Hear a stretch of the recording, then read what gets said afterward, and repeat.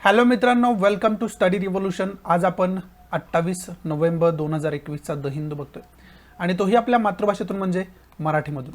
पहिल्यांदा आपल्या लेक्चरचं स्वरूप सांगतो, पहिल्यांदा आपण न्यूज डिस्कस करतो आणि त्यानंतर जे काय महत्त्वाचे एडिटोरियल्स असतात ते आपण डिटेलमध्ये डिस्कस करण्याचा प्रयत्न करतो. चला तर मग स्टार्ट करूया. 28 नोव्हेंबर 2021चा द हिंदू आपल्याला काय सांगतोय बघू. पहिल्या न्यूजपासून डिस्कस करण्यास सुरुवात करू. So let start. परंतु त्याच्या अगोदर कालचा द हिंदू मी अपलोड करू शकलो नाही. त्याच्या आदल्या दिवशीच काय टेक्निकल प्रॉब्लेम आला होता, मी तुम्हाला सांगितलं होतं. तो कॉल सॉल्व्ह करण्यातच जास्त वेळ गेला होता. रात्री उशिरा मी अपलोड करू शकत होतो, पण जरी ते अपलोड केलं असतं तरी पण काही फायदा झाला नसता, कारण खूप उशीर झाला होता. त्यामुळं काल मी लेक्चर अपलोड करू शकलो नाही, त्याबद्दल क्षमस्व. परंतु आजचं लेक्चर जे आहे ते वेळेवर तुम्हाला डिलिव्हर करतोय आणि जो काय टेक्निकल इश्यू वगैरे होता तो पूर्णतः संपुष्टात आलेलं आहे. त्यामुळं याच्यापुढं त्याच्या लेक्चर अपलोडिंग विषयीची काही चिंता असण्याचं काही कारण नसावं. सो सुरुवात करूया आजच्या द हिंदूला. बघूया आजचा द हिंदू आपल्याला काय सांगतोय. आपली पहिली न्यूज आहे ती कोविड-19च्या नवीन व्हेरियंटशी रिलेटेड न्यूज आहे. त्याच्यामध्ये कोविड-19चा नवीन व्हेरियंट सापडलेला आहे ते सांगण्यात आलेलं आपल्याला पाहावयास मिळते. तो जो व्हेरियंट आहे त्याचं नाव आहे ओमिक्रॉन. ओमिक्रॉन हा नवीन व्हेरियंट सापडलेला आहे आणि त्याचं जे लिनेज आपण म्हणू शकतो, त्याचा जो कोड आपल्या भाषेत आपण म्हणू शकतो तो आहे B.1.1.529. हा त्याचा कोड असलेला आपल्याला पाहावयास मिळतो. आणि त्याच्याशी रिलेटेड आपले प्राईम मिनिस्टर नरेंद्र मोदींनी आत्ताच हायर ऑफिशियल्सची मीटिंग घेतलेली आहे आणि त्याच्यामध्ये त्यांनी सांगितलं आहे की याच्याशी रिलेटेड जी काही आपल्याला प्रिकॉशन्स घ्यायचे आहेत ती आपल्याला प्रिकॉशन्स घेणं गरजेचं आहे आणि ती आपण तंतोतंत घेतली पाहिजे. त्याचबरोबर पूर्ण डोसेस देण्याची जी प्रोसिजर आहे, म्हणजे पहिला आणि दुसरा डोसची पूर्ण करण्याची प्रक्रिया आहे, ती सुद्धा आपल्याला फास्टरित्या करायला पाहिजे. गती त्याच्यामध्ये वाढवणं गरजेचं आहे असं त्यांनी सांगितलेलं आहे. त्याचबरोबर इतर कंट्रीतून जे आपले टुरिस्ट वगैरे भारतीय येणार आहेत किंवा भारतीय नागरिक येणार आहेत त्यांची सुद्धा व्यवस्थित व्यवस्था केली पाहिजे. त्यांचं हेल्थ चेकअप व्यवस्थित झालं पाहिजे, कोविड-19ची टेस्ट त्यांची व्यवस्थित झाली पाहिजे आणि त्यांच्यासाठी एक वेगळे नियम आपल्याला बनवण्याची गरज आहे असं सुद्धा त्यांनी सांगितलेलं या न्यूजमध्ये आपल्याला पाहावयास मिळतं. मग त्याच्यामध्ये ब्रिटन असेल, जर्मनी असेल, इटली असेल, ह्या ज्या कंट्री आहेत या कंट्रींमध्ये मोठ्या प्रमाणात पेशंट्स याचे सापडताना पाहावयास मिळतात असं या न्यूजमध्ये सांगितलं आहे. त्याच्यामध्ये कंट्री आणि त्याच्यामध्ये सापडलेले पेशंट्स इथं दिलेले आहेत. साऊथ आफ्रिकेमध्ये ॲटलिस्ट 100 पेशंट सापडलेले आहेत. केसेस ॲट्रिब्युटेड टू द व्हेरियंट, म्हणजे अशा प्रकारचे व्हेरियंट असणाऱ्या केसेस किती आहेत. साऊथ आफ्रिका टॉपला आहे त्याच्यामध्ये. त्याच्यानंतर बोत्सवाना इथं संख्या दिलेली आहे, हाँगकाँगची संख्या दिली आहे, UK आहे, जर्मनी आहे, बेल्जियम आहे, इस्रायल आहे, डेन्मार्क आहे आणि इटली आहे. मग या कंट्रीमधून जे आपले नागरिक तिकडे गेलेले आहेत, काही बिझनेसच्या उद्देशाने जातात, काही कामाच्या उद्देशाने जातात आणि परत काही कालावधीनंतर भारतामध्ये परत येतात. स्टुडंट आहेत ते परत येत आहेत. मग त्यांची एअरपोर्टवरतीच कशा पद्धतीने आपण चेकिंग करू शकतो, त्यांना हॉस्पिटॅलिटी जी आहे ती कशा पद्धतीने चांगल्या पद्धतीने पुरवू शकतो, त्यांची हेल्थ चेकअप व्यवस्थितरित्या कशा पद्धतीनं करू शकतो आपण. जर त्यांना क्वारंटाईन करायची वेळ येत असेल तर त्यांना कशा पद्धतीने क्वारंटाईन आपण करू शकतोय, जेणेकरून याचा जो फैलाव आहे तो इंडियामध्ये होऊ नये, याच्यासाठी आपण कशा पद्धतीने प्रिकॉशन्स घेऊ शकतोय हे याच्यामध्ये चर्चा केली आपले प्राईम मिनिस्टर नरेंद्र मोदी. त्याचबरोबर WHO वर्ल्ड हेल्थ ऑर्गनायझेशन काय गाईडलाईन्स घालून दिलेल्या आहेत. मग त्या गाईडलाईन्स आपण कशा पद्धतीनं पाळू शकतोय, त्या कशा पद्धतीने प्रिकॉशन्स आपण जास्त महत्त्वाच्या म्हणून घ्यायला पाहिजे असं सुद्धा नरेंद्र मोदींनी सूचित केलेलं आपल्याला या न्यूजच्या अंतर्गत सांगितलेलं आहे. मग आता याच्यामधून की पॉईंट आपल्याला काय घ्यायचा आहे. पहिला तर की पॉईंट आपल्याला हा घ्यायचा आहे की जे कोविड-19चे व्हेरियंट आहेत ते कोविडचे व्हेरियंट किती प्रकारचे आत्तापर्यंत आढळलेले आहेत, कोणकोणत्या कंट्रीजमध्ये आढळलेले आहेत, त्याची एक लिस्ट मी अगोदर अनेक वेळा सांगितली. ती लिस्ट आपण इथं पण बघणार आहोत. ती लिस्ट बघणं हा पहिला की पॉईंट आपला. दुसरा की पॉईंट आपला काय होऊ शकतो तर वर्ल्ड हेल्थ ऑर्गनायझेशन जे आहे ती वर्ल्ड हेल्थ ऑर्गनायझेशन विषयी जी काही इन्फॉर्मेशन आपल्याला विकिपीडियाच्या माध्यमातून काढता येते ती इन्फॉर्मेशन आपण विकिपीडियाच्या माध्यमातून व्यवस्थितरित्या काढून ठेवणं गरजेचं आहे, त्याचा व्यवस्थितरित्या अभ्यास करून ठेवणं गरजेचं आहे. हा दुसरा की पॉईंट आहे. तिसरा की पॉईंट काय आहे तर इथं वेगवेगळ्या कंट्रींचा उल्लेख इथं केलेला आपल्याला पाहावयास मिळतो. त्याच्यामध्ये ब्रिटन असेल, जर्मनी असेल, इटली असेल याचं विशेष इन्फॉर्मेशन दिलेली आहे. त्याचबरोबर साऊथ आफ्रिकेचा जास्त पेशंट आलेले आहेत त्यामुळं साऊथ आफ्रिकेला एक महत्त्व प्रदान झालेलं आहे. त्यामुळे आपल्याला काय करणं गरजेचं आहे, तर इंटरनॅशनल रिलेशनच्या दृष्टीतून आपल्याला इंडियाचं रिलेशन साऊथ आफ्रिकेसोबत कशा पद्धतीचं आहे, त्याचबरोबर ब्रिटनसोबत कशा पद्धतीचं आहे, जर्मनीसोबत कशा पद्धतीचं आहे आणि इटलीसोबत कशा पद्धतीचं आहे, याची इन्फॉर्मेशन आपल्याला इंटरनॅशनल रिलेशनच्या दृष्टीतून बघणं गरजेचं आहे. समजते. आता हे झालं की पॉईंट, आपण जेवढे काय की पॉईंट आपण याच्या अंतर्गत बघणं गरजेचं आहे तेवढं की पॉईंट तुम्हाला मी इथं सांगितलं. मग त्याचबरोबर आपल्याला याच्यामध्ये जसं आपलं ठरलंय ते काय बघायचं आहे, तर कोणत्या सिलेबसच्या दृष्टीतून ही न्यूज आपल्यासाठी कशी महत्त्वाची आहे, तर कोविड-19चं व्हेरियंट बघणं, त्याचं लिनिएज बघणं, ते कोणत्या देशामध्ये व्हेरियंट सापडतो हे बघणं, हे गरजेचं आहे आपल्याला प्रिलियमच्या दृष्टीतून. प्रिलियममध्ये याच्यावरती क्वेश्चन फॉर्म होऊ शकतो, त्याच्यासाठी हे बघणं गरजेचं आहे. त्याचबरोबर सायन्सच्या दृष्टीतून याच्यामध्ये क्वेश्चन फॉर्म होऊ शकतो, त्या दृष्टीतूनच तुम्हाला सांगितलं की प्रिलियमच्या दृष्टीतून हे महत्त्वाचं आहे. दुसरं, वर्ल्ड हेल्थ ऑर्गनायझेशन विषयीची जी इन्फॉर्मेशन काढला, आता वर्ल्ड लेवलच्या ज्या महत्त्वाच्या ऑर्गनायझेशन आहे त्याच्याविषयी डिटेल इन्फॉर्मेशन आपल्याला असायलाच पाहिजे, ती आपण व्यवस्थितरित्या काढून ठेवायला पाहिजे. आणि विशेष करून ज्या ऑर्गनायझेशन न्यूजमध्ये असतात त्या ऑर्गनायझेशन विषयीची तर इन्फॉर्मेशन आपण व्यवस्थितरित्या काढून ठेवणं खूप गरजेचं असतं. मग ही जी वर्ल्ड हेल्थ ऑर्गनायझेशनची इन्फॉर्मेशन आपण काढणार आहोत ती विशेष करून प्रीच्या दृष्टीतून काढणार आहोत. प्रीला याच्यावरती म्हणजे अशा महत्त्वाच्या ऑर्गनायझेशन ज्या आहेत त्याच्यावरती कशाही पद्धतीने क्वेश्चन फॉर्म झालेला आतापर्यंत आपण बघितलं आहे. मग त्याच्यामध्ये युनायटेड नेशन असू द्या, G7 असू द्या, G20 असू द्या, किंवा ही वर्ल्ड हेल्थ ऑर्गनायझेशन असू द्या, किंवा वर्ल्ड ट्रेड ऑर्गनायझेशन आहे, WHO त्याला म्हणतो, WTO त्याला आपण म्हणतो, त्याच्यावरती डायरेक्ट प्रीला क्वेश्चन फॉर्म अनेक वेळा झाले, त्यामुळे त्याची इन्फॉर्मेशन आपल्याला असणं कुठंतरी गरजेचं आहे. आणि राहिला मुद्दा इंटरनॅशनल रिलेशनचा. मग इंटरनॅशनल रिलेशनचा आपल्याला महत्त्व आहे मेन्सच्या दृष्टीतून. मेन्समध्ये GS2चा जर आपण विचार केला, GS सेकंडचा, तर GS सेकंडमध्ये आपल्याला इंटरनॅशनल रिलेशन हा सब्जेक्ट येतो. आणि त्या इंटरनॅशनल रिलेशनमध्ये आपल्याला काय बघायचं आहे, तर इंडियाचे इतर जे कंट्रीज आहेत त्यांच्यासोबत कशा पद्धतीचे संबंध आहेत त्याचे पॉईंट्स आपल्याला माहिती असणं गरजेचं आहे. त्याचाच अभ्यास आपल्याला इंटरनॅशनल रिलेशनच्या दृष्टीतून अभ्यास करणं गरजेचं असतं, बघणं गरजेचं असतं. मग तेच आपण या दृष्टीतून बघायचं आहे. म्हणजे ही न्यूज प्रीसाठी आणि GS सेकंडसाठी खूप महत्त्वाची आहे असं आपण म्हणू शकतो. समजते. याच्यासाठी ही न्यूज खरं तर, या सर्व पॉईंटसाठी ही न्यूज खरं तर महत्त्वाची आहे. तेच तुम्हाला मला इथं समजावून सांगणं गरजेचं होतं, ते तुम्हाला टोटल समजावून सांगितलं. बाकी या न्यूजमध्ये इम्पॉर्टंट डिस्कस करण्यासारखं असं काही नाही आहे. त्याच्यामुळे पुढची महत्त्वाची न्यूज कोणती बघूयात आपण. पुढची जी न्यूज आहे ती आपले chief justice of India NV Ramana यांच्याशी रिलेटेड न्यूज आहे. आणि NV रामण्णा जे आहेत ते आपले चीफ जस्टिस ऑफ इंडिया आहेत, म्हणजे मुख्य न्यायाधीश आहेत, सुप्रीम कोर्टाचे मुख्य न्यायाधीश. त्यांनी हे सांगितलं आहे की जे कायदेमंडळ आहे ते कायदा बनवत असताना त्या कायद्याचा इम्पॅक्ट काय होईल याचा विचार करत नाहीत, याची काळजी करत नाहीत. त्याचबरोबर त्यांनी हे सांगितलं की ज्युडिशरीची म्हणजे न्यायव्यवस्थेचा जो काही रोल आहे त्याच्यामध्ये लोकांना मिसकन्सेप्शन आहे, लोकांना मिसअंडरस्टँडिंग आहे त्याच्याविषयी. म्हणजे लोक सर्व काही कायद्याची जबाबदारी ही न्यायव्यवस्थेची आहे असं समजतात, असं सुद्धा त्यांच्याकडून सांगण्यात आलेलं या न्यूजच्या अंतर्गत आपल्याला पाहावयास मिळतं. मग त्याच्यामध्ये आपल्याला विशेष करून या न्यूजमधून काय घ्यायचं, आता कोर या न्यूजचा सांगितलं मी तुम्हाला, गाभा जो आहे महत्त्वाचा या न्यूजचा मी सांगितलं. तर याच्यातून आपल्याला हे बघायचं आहे की जी विभागणी आहे आपल्या सर्व राज्यव्यवस्थेची, ती विभागणी आपल्याला बघणं गरजेचं आहे. मग कॉन्स्टिट्यूशनच्या अंतर्गत जर बघितलं तर 3 महत्त्वाच्या पालिका आहेत आपल्यात. त्याच्यामध्ये कार्यकारी मंडळ आहे, न्याय मंडळ आहे आणि कायदे मंडळ आहे. समजते. त्याला आपण कार्यकारी मंडळाला आपण एक्झिक्युटिव्ह म्हणतो, न्याय मंडळाला आपण ज्युडिशरी म्हणतो आणि कायदे मंडळाला म्हणजे विधिमंडळाला आपण लॉ मेकिंग प्रोसिजर असं म्हणतो, म्हणजेच काय लेजिस्लेटिव्ह म्हणतो. समजते तुम्हाला.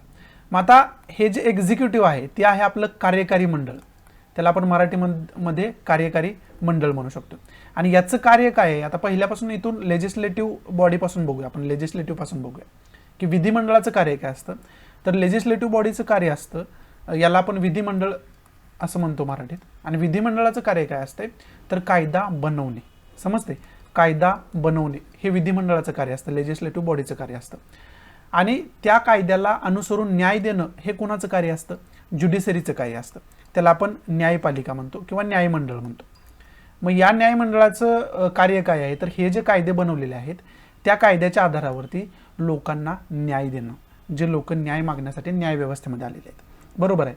आणि एक्झिक्युटिव्ह बॉडी म्हणजे कार्यकारी मंडळाचं कार्य काय आहे, हे जे कायदे आहेत त्याला अनुसरून त्याची व्यवस्थितरित्या अंमलबजावणी करणं हे एक्झिक्युटिव्ह बॉडीचं कार्य काय आहे. म्हणजे एक्झिक्युटिव्ह बॉडीचं कार्य काय आहे कार्यकारी मंडळाचं, तर जे कायदे आहेत, जी न्यायव्यवस्था आहे, जी लॉ मेकिंग प्रोसिजर आहे, त्यांनी जे घालून दिलेले नियम आहेत, ते नियम कशा पद्धतीनं आपण त्या नियमांची अंमलबजावणी करू शकतो याचं कार्य करणं हे कार्यकारी मंडळाचं कार्य आहे, म्हणजे एक्झिक्युटिव्ह बॉडीचं कार्य आहे. म्हणजे हे आपल्या लोकशाहीचे 3 महत्त्वाचे स्तंभ मानले जातात. डेमोक्रेसीचे 3 महत्त्वाचे स्तंभ काय आहेत, तर एक्झिक्युटिव्ह बॉडी आहे, ज्युडिशरी आहे आणि लेजिस्लेटिव्ह बॉडी आहे. हे जे 3 स्तंभ आहेत ते 3 स्तंभावरती आपली डेमोक्रेसी म्हणजे आपली लोकशाही उभा राहिलेली आहे असं मानलं जातं. त्यामुळे तुम्हाला या 3 जे स्तंभ आहेत त्याच्याविषयीची डिटेल इन्फॉर्मेशन तुम्हाला असणं अत्यंत आवश्यक आहे आणि ते अनिवार्य आहे. आणि त्याचबरोबर फिलॉसॉफर्सकडून असतील किंवा कॉन्स्टिट्यूशनचा जे अभ्यास करतात त्यांच्याकडून हे म्हटलं जातं की जर 4थ्या स्तंभाचा विचार केला तर 4था स्तंभ म्हणजे जर्नलिझम आहे, 4था स्तंभ म्हणजे पत्रकारिता आहे. पत्रकारितामुळं आपली लोकशाही अबाधित राहण्यासाठी सुद्धा मदत होते. त्यामुळं कधी कधी काय म्हटलं जातं, म्हणजे बऱ्याच वेळा हे म्हटलं जातं की जे आपलं जर्नलिझम आहे, जे पत्रकारिता आहे, ते जे आहे ते लोकशाहीचा 4था स्तंभ आहे. समजते, म्हणजे मीडियाला लोकशाहीचा 4था स्तंभ म्हटलं गेले, न्यूजपेपरला लोकशाहीचा 4था स्तंभ म्हटलं गेले.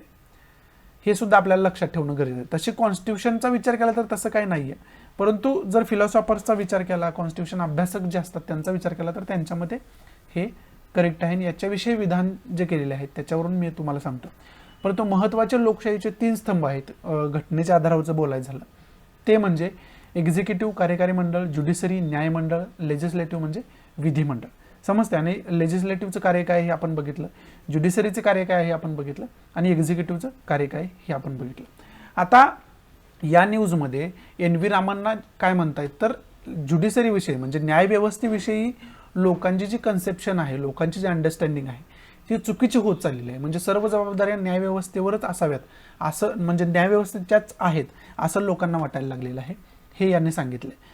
याचं हे असं बोलण्याचं कारण काय असेल तर लॉ मेकिंग प्रोसिजर जे आहे, विधिमंडळ जे आहे, विधिमंडळात जे आपले पॉलिटिशियन आपण निवडून दिलेले आहेत ते जे कायदा बनवतात, ते कायदा बनवत असताना त्याच कायद्याचा कोणत्या भविष्यात इम्पॅक्ट होईल याचा विचार करत नाहीत असा सुद्धा यांनी आरोप लावलेला आपल्याला पाहावयास मिळतो या न्यूजच्या अंतर्गत. आणि मग ज्युडिशरीला त्या कायद्याला अनुसरून न्याय द्यावा लागतो आणि जर कायदा चुकीचा असेल तर त्याला अनुसरून दिलेला न्याय सुद्धा चुकीचाच असणार आहे. त्यामुळे लोक जो चुकीचा न्याय मिळाला आहे त्याच्याशी त्याला जबाबदार कुणाला धरतात डायरेक्ट, कारण जबाबदार कुणाला धरतात तर ते ज्युडिशरीला जबाबदार धरतात. कारण का तर ज्युडिशरीने तो न्याय दिलेला असतो, न्यायव्यवस्थेने तो न्याय दिलेला असतो. पण लोक हा विचार करत नाहीत की हा कायदा जो बनवला आहे तो विधिमंडळानं बनवलेला आहे, म्हणजे पार्लमेंटमध्ये हा कायदा बनवला गेला आहे आणि त्या कायद्याच्या आधारावरती ज्युडिशरी जी आहे, ती न्यायव्यवस्था जी आहे ती न्याय देत असते. हे लोक विसरतात आणि टोटल जबाबदार कोणाला धरतात तर ज्युडिशरीला धरतात. आणि हाच इश्यू जो आहे तो थोडक्यात इथं एन व्ही रामन्ना आपल्याला सांगताना या न्यूजच्या अंतर्गत बघायला मिळतं. त्यामुळं खरं तर तुम्हाला हे जे विभाजन आहे, एक्झिक्युटिव्हचं काय जबाबदारी आहे, ज्युडिशरीची काय आहे आणि लेजिस्लेटिव्हचे काय आहे हे आपल्याला माहिती असणं गरजेचं आहे. आणि याच्याच अंतर्गत तुम्हाला जे सब्जेक्ट आपल्याला दिलेले आहेत त्याच्यामध्ये स्टेट लिस्ट आहे, कन्करंट लिस्ट आहे आणि सेंट्रल लिस्ट आहे. ह्या सर्व ज्या लिस्ट आहेत त्याच्यामध्ये जे काही सब्जेक्ट दिलेले आहेत ते सब्जेक्ट टोटलमध्ये आपल्याला माहिती असणं गरजेचं आहे. समजते तुम्हाला? त्याच्यामध्ये किती सब्जेक्ट आहेत, कोणकोणते सब्जेक्ट दिलेले आहेत हे सब्जेक्ट आपल्याला माहिती असणं गरजेचं आहे, विषय आपल्याला माहिती असणं गरजेचं आहे. कारण त्याचं काय आहे तर त्यात जे सब्जेक्ट दिलेले आहेत त्याच्यावरती संबंधित आता सेंट्रल लिस्टमध्ये जे सब्जेक्ट दिले आहेत त्याच्यामध्ये सेंट्रल गव्हर्नमेंटला कायदा करण्याचा अधिकार आहे. स्टेट लिस्टमध्ये जे सब्जेक्ट दिलेले आहेत त्याच्यामध्ये स्टेट गव्हर्नमेंटला कायदा करण्याचा अधिकार आहे. आणि कन्करंट लिस्टमध्ये म्हणजे समवर्ती सूचीमध्ये जे सब्जेक्ट दिलेले आहेत, विषय दिलेले आहेत त्याच्यावरती दोघांना कायदा करण्याचा अधिकार आहे. स्टेट गव्हर्नमेंट आणि सेंट्रल गव्हर्नमेंट या दोघांना कायदा करण्याचा अधिकार आहे. समजते तुम्हाला? ती आपल्याला खरं तर माहिती असणं गरजेचं आहे.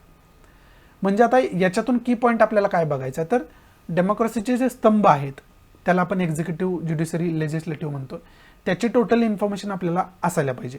हा पहिला की पॉईंट आपला, जसं की इथं तुम्हाला मी समजावून सांगितलं ते सर्व काय. दुसरा पॉईंट आपला काय आहे तर जे लिस्ट आहेत त्याच्यामध्ये स्टेट लिस्ट आहे, कन्करंट लिस्ट आहे, सेंट्रल लिस्ट आहे. इथं जसं तुम्हाला मी समजावून सांगितलं त्याच्यामध्ये किती किती सब्जेक्ट येतात, कोणकोणते महत्त्वाचे सब्जेक्ट आहेत हे आपल्याला डिटेलमध्ये माहिती असणं गरजेचं आहे. हे 2 की पॉईंट महत्त्वाचे आहेत. आणि ही जी न्यूज आहे ते महत्त्वाचे कोणत्या दृष्टीतून आहे, म्हणजे आपल्या सिलेबसच्या दृष्टीतून याचं महत्त्व काय हे जर तुम्ही विचारलं तर GS सेकंडसाठी आपल्याला ही खूप महत्त्वाचे आहे. समजते? म्हणजे पॉलिटी, GS सेकंड म्हणजे काय तर पॉलिटी, कॉन्स्टिट्यूशनचा अभ्यास आपला टोटल असणं गरजेचं आहे. मग पॉलिटी म्हणजे एम लक्ष्मीकांतचं जर तुम्ही वापरत असाल पॉलिटीसाठी तर ते मोर दॅन सफिशियंट आहे. समजते? त्या दृष्टीतून हे पॉलिटीच्या दृष्टीतून महत्त्वाचं आहे. म्हणजेच कशा दृष्टीतून महत्त्वाचं आहे तर GS सेकंडच्या दृष्टीतून ही न्यूज आपल्याला महत्त्वाची आहे. ते खरं तर आपल्याला माहिती असणं गरजेचं आहे. एवढंच इम्पॉर्टंट या न्यूजमध्ये होतं, बाकी इम्पॉर्टंट असं काही नाही आहे. ही न्यूज GS सेकंडच्या दृष्टीतून महत्त्वाची होती आणि त्याच्यामध्ये काय काय की पॉईंट बघायचे हे सुद्धा मी तुम्हाला टोटल इथं सांगण्याचा प्रयत्न केला आहे. बाकी इम्पॉर्टंट या न्यूजमध्ये असं काय नाही आहे. त्यामुळे पुढची महत्त्वाची न्यूज कोणती बघूयात आपण. पुढची न्यूज जी आहे आपली ती फार्म ॲक्टशी रिलेटेड न्यूज आहे आणि फार्मर्स जे आहेत ते प्रोटेस्ट करत आहेत. आता त्यांच्या ज्या मागण्या आहेत त्या टोटल जवळजवळ मान्य करण्यात आलेल्या आहेत. त्याच्यामध्ये मग त्यांची मागणी होती की जो फार्म लॉ नवीन आलेला आहे तो वापस घेण्यात यावा, रद्द करण्यात यावा. त्याच्या संबंधीची घोषणा नरेंद्र मोदींनी ऑलरेडी केलेली आहे. त्यामुळे ती एक न्यूज त्यांची ती एक मागणी जी आहे ती त्यांची टोटल मान्य करण्यात आलेली आहे. त्याचबरोबर MSP संबंधी त्यांची मागणी होती की MSP म्हणजे मिनिमम सपोर्ट प्राईस, त्याला आपण मराठीमध्ये किमान आधारभूत किंमत असं म्हणतो, जी पिकांसाठी गव्हर्नमेंटकडून जाहीर केली जाते.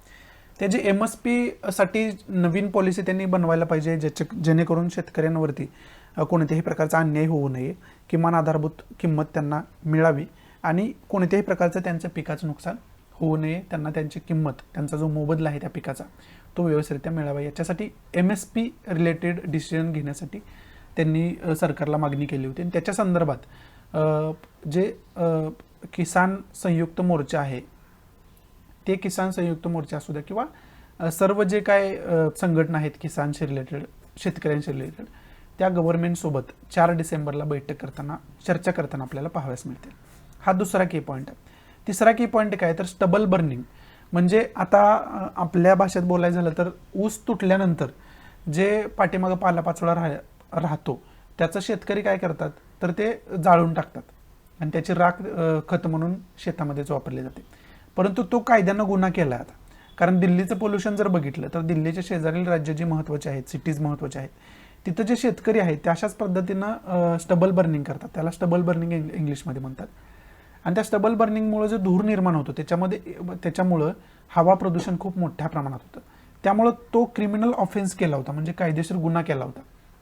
मग हे जे कायदेशीर गुन्हा केला गेलाय ते जे ॲक्ट आहे ते वापस घेण्यात यावा असं सुद्धा शेतकऱ्यांची मागणी आहे.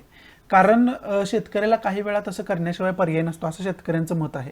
त्यामुळे तुम्ही डायरेक्ट त्यांना जर जेलमध्ये टाकत असाल त्याच्यासाठी तर ते कुठंतरी चुकीचं आहे. त्यांना काहीतरी पर्याय दिला पाहिजे. त्यांना तुम्ही डायरेक्ट गुन्हेगारीचा पर्याय देताय असं त्यांचं मत आहे. त्यामुळे तो सुद्धा कायदा मागं घेणं गरजेचं आहे असं त्यांचं मत असलेलं आपल्याला पाहावयास मिळते. आणि ते सुद्धा मत सरकारनं मान्य केलेलं आहे. त्याच्यावरती सुद्धा सरकार लवकरच डिसिजन घेऊन येताना पाहावयास मिळेल. त्यामुळं जे SKM जे महत्त्वाचे लिडर्स होते, SKM जे मेंबर होते, हे एक ऑर्गनायझेशन आहे शेतकऱ्यांची, त्यांनी त्याला संयुक्त किसान मोर्चा असं म्हणतात, त्यांनी ट्रॅक्टर रॅली जाहीर केली होती, ट्रॅक्टर रॅलीचा प्लॅन केला होता. परंतु ह्या सर्व ह्या ज्या सर्व मागण्या आहेत त्या सरकारकडून मान्य करण्यात आल्यामुळं त्यांनी जो ट्रॅक्टर रॅली प्लॅन आहे त्यांचा तो वापस घेतलेला आहे, कॅन्सल केलेला आहे. आणि 4 डिसेंबरला ते सरकारसोबत बोलणी करताना आपल्याला भविष्यामध्ये बघायला मिळेल. हे झालं कोर न्यूजमध्ये महत्त्वाचं काय दिलं हे तुम्हाला समजावून सांगितलं. आता विशेष करून ही न्यूज आपल्याला महत्त्वाची का आहे हे आपल्याला बघणं गरजेचं आहे. की पॉईंट पहिल्यांदा बघू आपल्याला काय काय बघायचे आहेत, मग आपल्याला समजेल न्यूजचं महत्त्व काय. पहिला की पॉईंट आपल्याला बघायचा आहे फार्म ॲक्टशी रिलेटेड जी काय इन्फॉर्मेशन आहे, फार्म ॲक्टशी रिलेटेड जो काय अभ्यास आहे तो टोटल आपण करून ठेवणं गरजेचं आहे. हा पहिला की पॉईंट आपला, हे जे की मी तुम्हाला अनेक वेळा हे समजावून सांगितलं आहे की ह्याचा अभ्यास आपल्याला करून ठेवणं गरजेचं आहे. हा पहिला की पॉईंट आहे. दुसरा की पॉईंट काय आहे तर मिनिमम सपोर्ट प्राईसविषयी बोललं गेलं इथं. मग मिनिमम सपोर्ट प्राईसविषयी जी काही इन्फॉर्मेशन आहे ती आपल्याला विशेष करून अभ्यास करून ठेवणं गरजेचं आहे. की किमान आधारभूत किंमत कशाला म्हणायचं, किमान आधारभूत मूल्य कशाला म्हणायचं, याचे सर्व इन्फॉर्मेशन, सखोल इन्फॉर्मेशन आपण करून ठेवणं गरजेचं आहे. दुसरा की पॉईंट आपला. तिसरा की पॉईंट आपला काय होऊ शकतो तर स्टबल बर्निंगशी रिलेटेड इश्यू इथं सांगितलेला आहे की स्टबल बर्निंगशी रिलेटेड जो काही क्रिमिनल ऑफेन्स केला आहे तो मागे घेण्यात यावा कायदा, आणि शेतकऱ्यांना इतर काहीतरी पर्याय त्याच्या संबंधी देण्यात यावं, असं त्यांची मागणी, आणि त्याला सरकारनं होकार दर्शवलेला सुद्धा आपल्याला पाहाव्यास मिळतं. मग ते स्टबल बर्निंगचा इश्यू काय नेमका, तो सुद्धा आपण अभ्यास करून ठेवणं कुठेतरी गरजेचं आहे. मग आता हे आपल्या सिलेबसच्या दृष्टीतून महत्त्वाचं काय आहे, तर मिनिमम सपोर्ट प्राईसचा जर उल्लेख केला तर हे मिनिमम सपोर्ट प्राईसचं जी कन्सेप्ट आहे ती इकॉनॉमीच्या दृष्टीतून आपल्याला महत्त्वाचं आहे. समजते, इकॉनॉमीमध्ये आपल्याला ही कन्सेप्ट जी आहे ती पाहाव्यास मिळते. आणि इकॉनॉमी हा जो सब्जेक्ट आहे तो सिलेबसमध्ये कुठे येतो, तर GS3 मध्ये येतो. त्यामुळं GS3च्या दृष्टीतून ही न्यूज जी आहे ती आपल्यासाठी महत्त्वाची आहे असं आपण म्हणू शकतो. बरोबर आहे. त्याचबरोबर जर आपण स्टबल बर्निंगचा उल्लेख केला तर स्टबल बर्निंगचा उल्लेख केला तर ते आपल्याला इन्व्हायरमेंटशी रिलेटेड असलेलं पाहाव्यास मिळतं. समजते. मग आता इन्व्हायरमेंट हा सब्जेक्ट इन्व्हायरमेंटशी रिलेटेड का आहे, तर इन्व्हायरमेंटशी रिलेटेड ह्याच्यासाठी आहे की स्टबल बर्निंग विषयीचा कायदा आणला गेला होता की पर्यावरणाचं प्रदूषण कमी व्हावं याच्यासाठीच तो कायदा आणण्यात आला होता. म्हणजे टोटल तो कशाशी संबंधित आहे, इन्व्हायरमेंटशी संबंधित आहे. मग इन्व्हायरमेंटचा जो सब्जेक्ट आहे तो कोणत्या GS मध्ये येतो, तो इन्व्हायरमेंट येतो. GS3च्या दृष्टीतून महत्त्वाचा आहे आपल्याला इन्व्हायरमेंट. त्यामुळं ही न्यूज GS3च्या दृष्टीतून सुद्धा आपल्याला महत्त्वाची होऊन बसते. म्हणजे GS3च्या दृष्टीतून इकॉनॉमीसाठी महत्त्वाची आहे आणि GS3च्या दृष्टीतून आपल्याला इन्व्हायरमेंटसाठी महत्त्वाचं आहे. म्हणजे टोटल GS3च्या दृष्टीतून ही न्यूज आपल्याला महत्त्वाची आहे असं आपण म्हणू शकतो. आणि सब्जेक्ट कोणकोणते आहेत, इकॉनॉमिक्स आणि इन्व्हायरमेंट, या दोन्ही दृष्टीतून आपल्याला ही न्यूज महत्त्वाची आहे असं आपण म्हणू शकतो जर की पॉईंटचा आपण विचार केला तर. आणि की पॉईंटच्या दृष्टीतून जर ॲनालिसिस या न्यूजचं आपण केलं तर. बाकी इम्पॉर्टंट असं काही या न्यूजमध्ये नाही आहे. आणि इथं आपल्या पहिल्या न्यूजमध्ये जे आपण इथंच बघणार होतो ते आपलं राहिले, त्याच्यामध्ये वर्ल्ड हेल्थ ऑर्गनायझेशनची इन्फॉर्मेशन आपल्याला इथंच बघायची आहे. आणि कोविड-19चं व्हेरियंट जे आहे ते आपल्याला इथंच बघायचे आहेत. ते आपण इंटरनेटच्या माध्यमातून, गुगलच्या माध्यमातून बघूयात आपण. इथं आपल्याला WHO विषयीची इन्फॉर्मेशन इथं पाहाव्यास मिळते. त्याच्यामध्ये WHO वर्ल्ड हेल्थ ऑर्गनायझेशन असं म्हणतात. आणि जागतिक आरोग्य आपण कशा पद्धतीनं सेक्युअर करू शकतो, जागतिक आरोग्य आपण कशा पद्धतीनं जपू शकतो, हा उद्देश ठेवूनच वर्ल्ड हेल्थ ऑर्गनायझेशनची स्थापना केलेली इथं पाहाव्यास मिळते. प्रोनाऊन्सिएशन त्याचं काहीतरी दिलंय ते ऑलरेडी सांगितले. फॉर्मेशन त्याचं कधी झाले, स्थापना कधी झाली, तर 7 एप्रिल 1948 रोजी वर्ल्ड हेल्थ ऑर्गनायझेशनची स्थापना झाली. म्हणजे आपला देश स्वतंत्र होऊन 1 वर्षानंतर स्थापना केली झाली. हे लक्षात ठेवा, तुम्ही अशा पद्धतीने लक्षात ठेवू शकताय. आजपासून 73 वर्षांच्या अगोदर, आजपासून 73 वर्षांपूर्वी. टाईप याचा काय, तर युनायटेड नेशन्स स्पेशलाइज्ड एजन्सी आहे. म्हणजे युनायटेड नेशन्सची ही एक ऑर्गनायझेशन आहे, एजन्सी आहे. लिगल स्टेटस जे आहे ते ॲक्टिव्ह आहे, म्हणजे आता कार्यरत आहे ते. हेडक्वार्टर त्याचं आहे जिनिव्हा, स्वित्झर्लंडमध्ये. हेड कोण आहेत त्याचे, तर टेड्रोस अधनॉम हे त्याचे डायरेक्टर जनरल आहेत, हेड आहेत.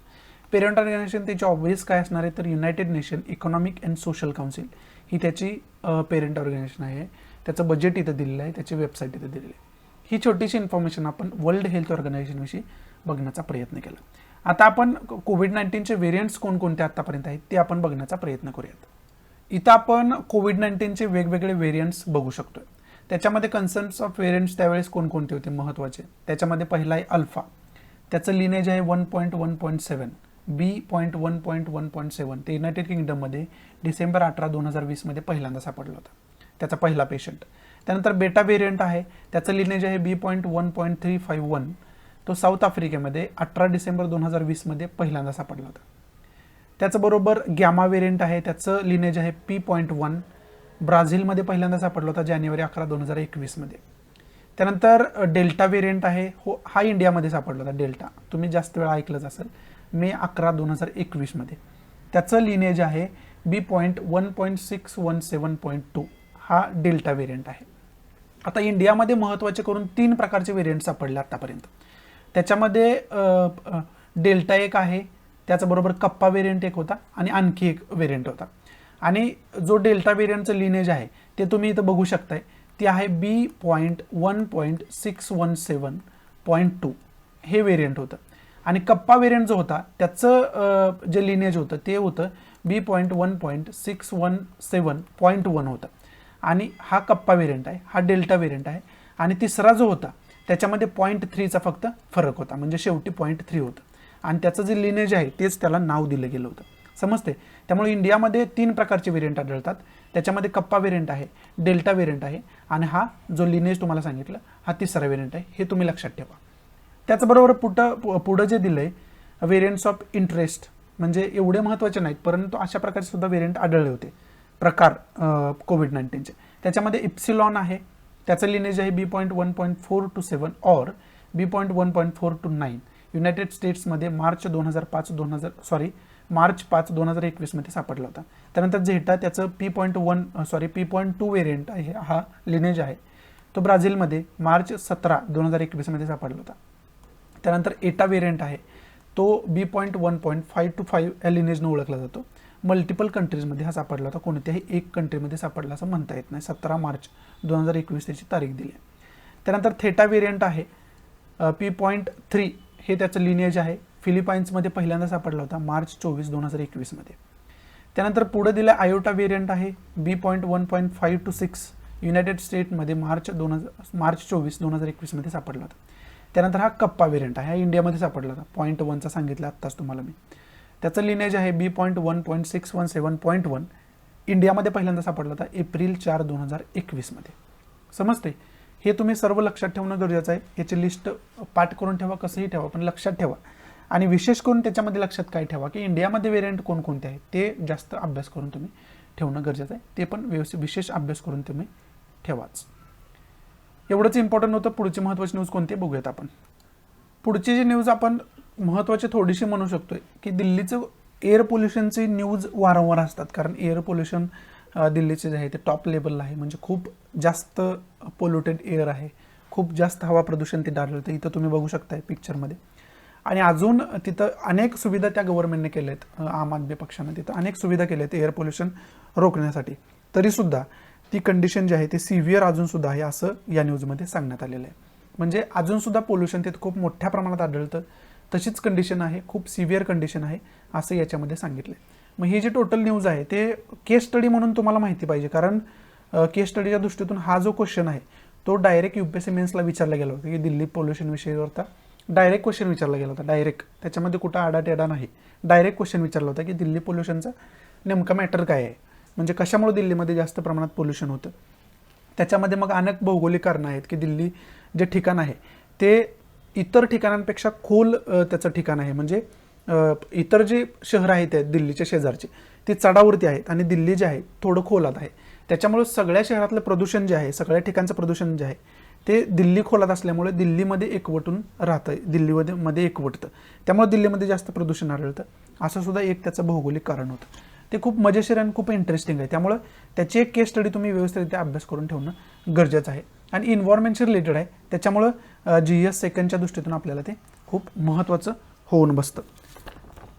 ते GS सेकंडच्या दृष्टीतून आपण व्यवस्थितरित्या करून ठेवणं गरजेचं आहे. सॉरी, GS 3च्या दृष्टीतून, GS सेकंडच्या म्हणतो मी, GS 3च्या दृष्टीतून ते व्यवस्थितरित्या अभ्यास करून ठेवणं गरजेचं आहे.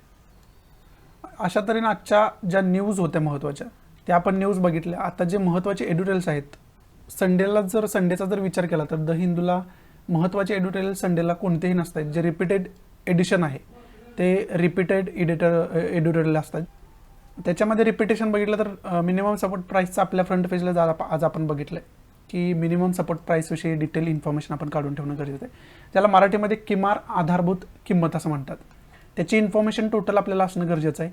ते काल पण परवाच्या न्यूजपेपरमध्ये पण मी सांगितलं होतं आणि याच्यावरती एडिटोरियल भरपूर वेळ आलेलं आहे आणि त्याचंच रिपिटेशन संडेला आपल्याला बघायला मिळतं. असं आठवड्यामध्ये जे काय आपण डिस्कस करतो, जे काय द हिंदूला आलेलं असतं, जे काय एडिटोरियल वारंवार आलेलं असतात त्याचंच रिपिटेशन संडेला बघायला मिळतं आपल्याला. त्यामुळे ते डिटेलमध्ये डिस्कस करण्यात काय अर्थ नाही. आणि मिनिमम सपोर्ट प्राईस इकॉनॉमीच्या दृष्टीतून त्याचा आपण अभ्यास करणं अत्यंत गरजेचं आहे. आणि याच्या अगोदर इकॉनॉमिकल विकर सेक्शनचा जो कोटा आहे त्याच्यामध्ये नीटची एक्झाम जी आहे त्याच्यामध्ये जास्त कॉन्ट्रोवर्सीमध्ये आलं होतं. ओबीसीला 27% रिझर्वेशन दिले गेले आणि इकॉनॉमिकल विकर सेक्शनला फक्त 10% रिझर्वेशन दिले गेले. मग त्याच्यातून जो वाद निर्माण झाला होता त्यामुळं इकॉनॉमिकल विकर सेक्शन जो आहे तो जास्त न्यूजमध्ये आला होता. त्यामुळे आपल्याला total information economical weaker section विषयीची असायला पाहिजे. त्याच्याशी रिलेटेड काय कमिट्याज महत्त्वाच्या होत्या त्याची इन्फॉर्मेशन आपल्याला असायला पाहिजे. हे ऑलरेडी मी तुम्हाला सांगून ठेवलेलं आहे. त्यामुळं हे जे एडिटोरियल आहे त्याचाच उहापोह करणारे एडिटोरियल आहे, पुन्हा एकदा आलेलं आहे. याच्यावरती एडिटोरियल जे आर्टिकल आहे ते याच्या अगोदर अनेक वेळा येऊन गेले.